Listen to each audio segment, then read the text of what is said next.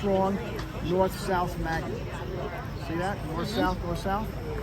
And then these 4 magnets are turning inside this coil of wire. There's actually 3 coils of wire, 120 degrees apart. So you get 3 pulses coming out, not at the same time. That's called 3-phase power. Right? And you get 110 volts out of each wire. All right? That's enough to run the whole plane. If you look at the high voltage wires on the street, there's always 3 wires at the top because there's 3 coils of wire inside the stator in the generator housing. Now, a little extra piece of information, you get 110 volts out of each wire.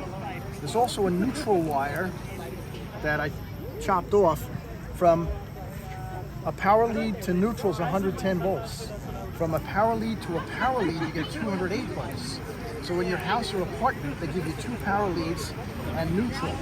So that's how you can get both voltages into your house. 208 for like a big air conditioner or an electric oven.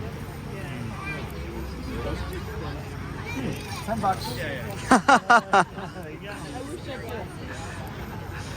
Don't touch that. That's 2,000 volts. It's good you have that in front of it. Yes. I was pointing at the book. I was at a science fair a couple of years ago, and one of the children touched that, and she started to cry, and the parents were yelling at me, and I said, "Don't touch the silver ball." Oh wow, look at that. Wow, look at that. This is a baby Tesla coil, puts out 8,000 volts. It's actually putting out a radio signal. That's the basis of AM radio. Tesla holds the patents for radio, not Marconi. There was a big legal fight about that. All right? So Tesla basically invented radio. Marconi went further and perfected it. But Tesla pretty much invented AM radio. Most college courses, they still teach that Marconi invented it. I know, right? He kind of perfected it. So this one puts out 8,000 volts. So it's picking up a charge from a distance. Yeah, too. this is putting out a radio signal, Of electricity. spreading out radio signals. Yeah, it's electricity, spreading out right from that ball. Wow. Yeah, you don't even have to touch it though. That's what's No, so you don't. cool. And it decreases, I'll hit you with physics, it decreases by the law of inverse squares. If I'm 1 foot away and getting 10 watts of energy, I move 20 feet away, I'm not getting half the amount, I'm getting 1/4 the amount. I'm twice as far, 2 times 2 is 1/4. That's the law of inverse squares. It works for everything, sound, radio energy, light, light off a light bulb. You move twice as far away, you're getting 1/4 the energy. That's the law of inverse squares.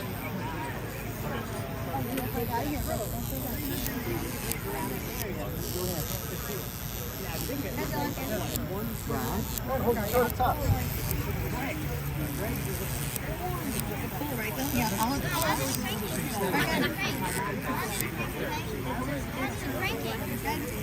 Now that's a Jacob's ladder. All it's good for is Frankenstein movies.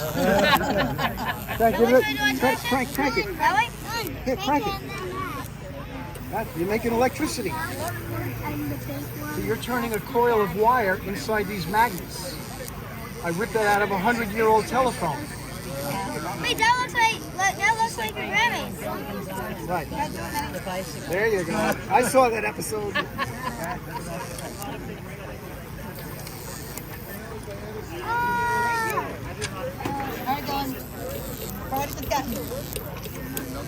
Don't break the glass.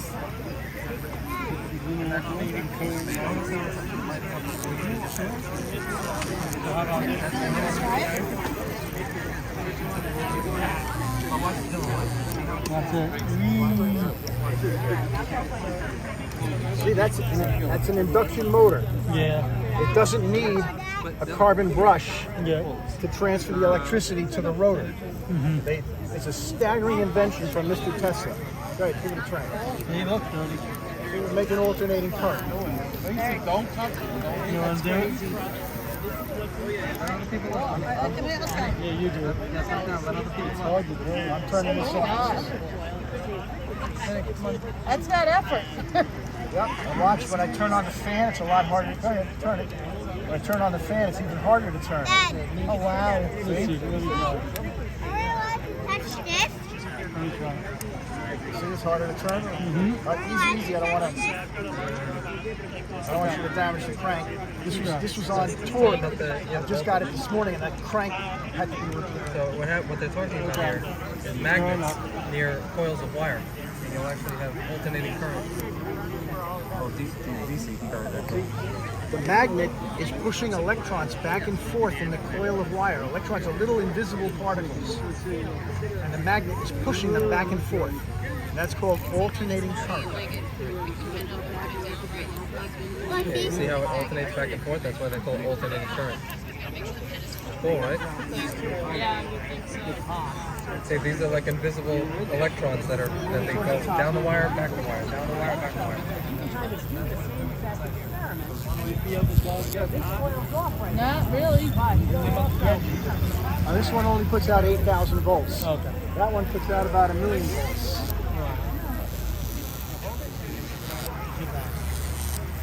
That's so cool. Yep. Because you literally hold it from here, it's nothing.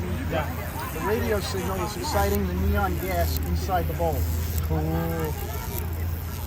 Look at that, Joe. Don't touch that. This is very dangerous. Is that the current? Yes, this is 15,000 volts. Yeah, Josh, go ahead and test it, see how it goes.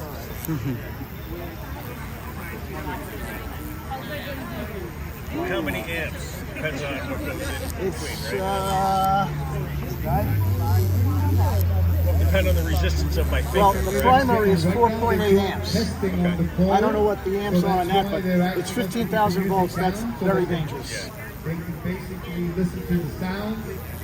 As soon as they finish testing, we'll be playing some music again. Thank you. Operating that big coil. Because we've got some ham radio operators back there. I want to pick it up that. You didn't invent induction, didn't you? That was like Maxwell or something, right? Yeah. Right, but he basically invented the motor. There were other scientists that got the basis of induction motors. They would see that coils would repel or attract. But he designed it, and saw it in his head that you have these coils inducing a voltage in a rotor. There's small little coils in this rotor, and they're tilted so that when it's energized inside the motor, it spins. So pretty much any electric motor you come across is this design. Vacuum cleaner, washer, dryer, Even when you were a kid, those dishwasher. little toy motors that you have. Yep. I used to take them apart. They would look Right. As opposed to the starter in your car has a carbon brush. right. Like this has nothing is touching between the rotor and the stator. In this kind of motor, the carbon brush is touching the copper. Oh, that's right. That's the same kind of motor in the starter in your car. All right, when you crank it, there's a lot of current that goes through the carbon brush, and it makes a lot of static, and you need capacitors to suppress the static. Okay. And on the aircraft, voltage comes in off these red and black wires. Turn the magnet, makes an alternating current. I have never been here. That's Tesla's claim to fame. Not completely. He worked on the shoulders of other inventors, other scientists, but he kind of perfected it. Right. I mean, competed against Right, Westinghouse. right. I mean, right. Westinghouse gave him a lot of money. I mean, I work on aircraft, so we fix a lot of Westinghouse generators. Okay.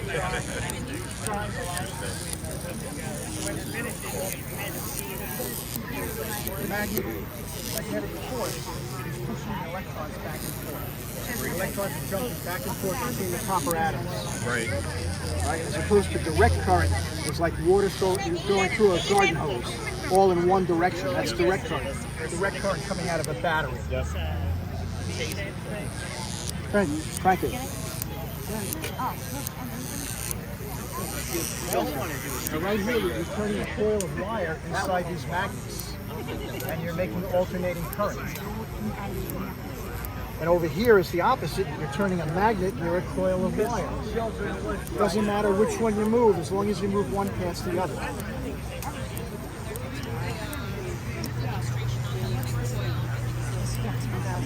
That's a Jacob's ladder. All it's good for is Frankenstein. I was going to say, yeah. Or lighting a cigar. Young Frankenstein. Can I light a cigar in that? You could. Yeah. Pretty dangerous way to do Yes, it, the right? transformer's out of a neon sign. Okay. 15,000 volts. That's dangerous. Did he ever try to commercialize that for something? Tesla thought he could power the world off of his 190-foot tower. Right. That tower stood right there on that concrete foundation. This is holy ground to me. I'm an electrician. This is holy, this place. So That's a real Tesla coil. That's a real one. Yeah. That's like 1,000,000 volts. This one is only 8,000.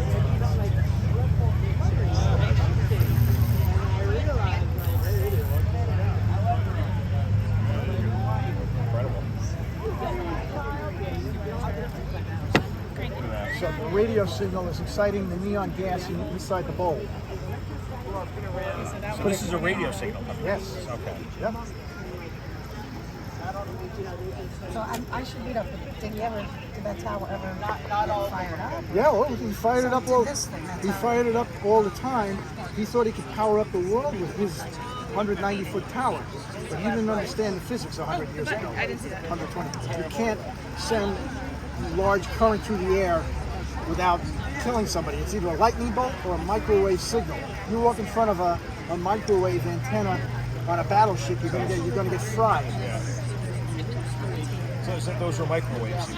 Well, no, it was a radio signal. Happy birthday, Nikola Tesla. But right, it's radio signal. hope you had It a was great time pretty powerful. You could celebrating light up a Tesla's light fluorescent like a work. quarter mile away. Be sure to check out But it Tesla's wouldn't be enough to run a vehicle toaster. that is powered by Tesla.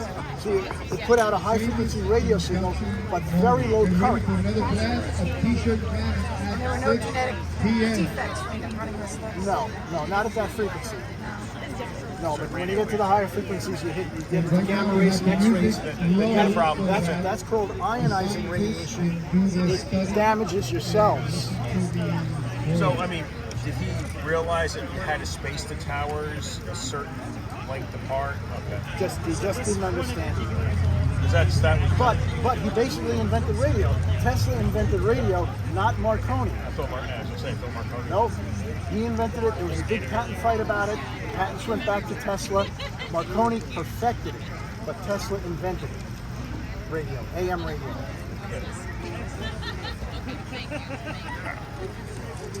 Come on, guys, make some more alternating current. Crank it up. The government took all his papers when he died, too, right? Oh yeah, they thought he was working on death rays and stuff.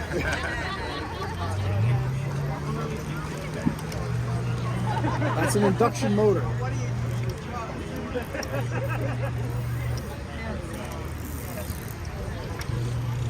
Come on, you got 50 volts. Come on, 40, 50 volts, 60 volts. Yeah, you got it.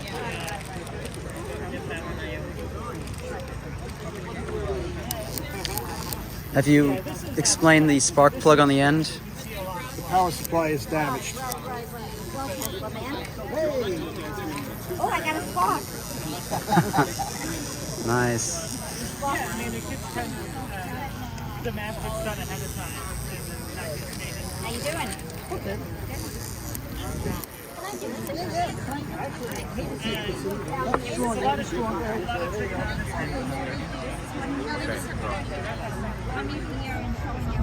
I just paid for the smile. I had to relearn a lot of math when I started getting into this, and I wish I had paid more attention in high school. My day job, I fix airplanes. If I had My known day in job, high I school fix that you could airplanes. use math to do more than just more math, then I would have been more interested. Yeah. But You're welcome. now I love math, and I just wish I would have had that kind of... See, the magnet is making alternating current. The magnetic force is pushing the electrons back and forth in this coil of wire. The electrons are jumping back and forth between the copper atoms. wouldn't believe it. This stuff was on the road. My power supply is broken, and I'm missing 7 displays. The crank handle was broken. The crank handle. Cranky? Yeah, the other one towards me. Yes, I'm definitely. You're very cranky. Because what I'm writing, I'm kind of creating a system where it's like, I want you to come up with something that follows these rules. And so then it kind of Nice, Jack.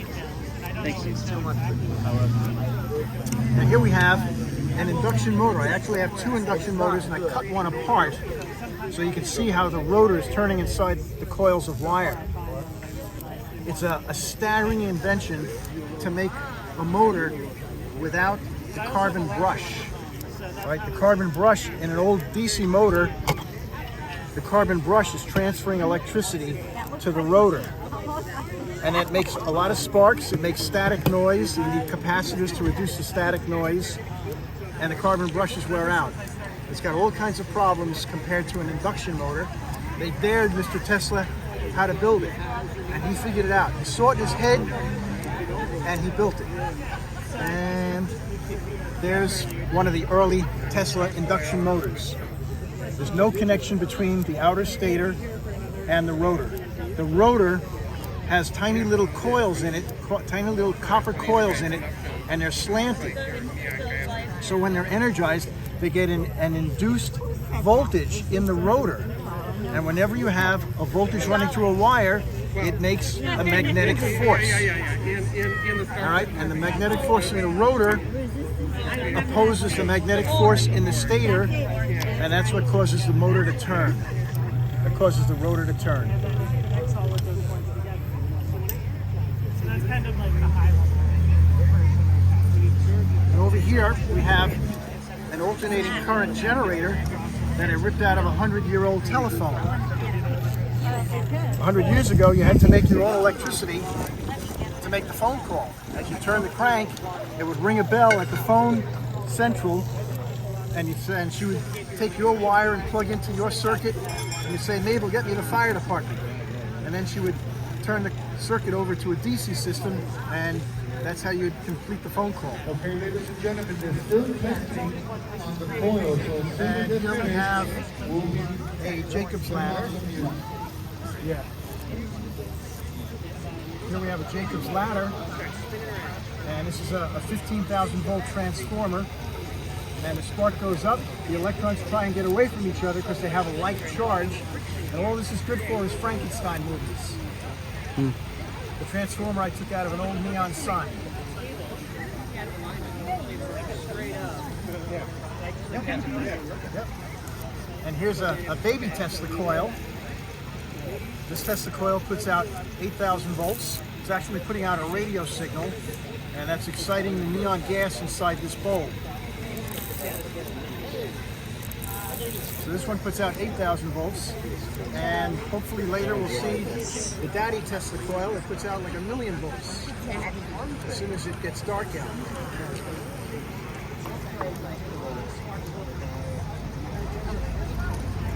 And the Tesla coil will also light up a fluorescent bulb. You might be able to see the bulb starting to flicker, although it's pretty bright out.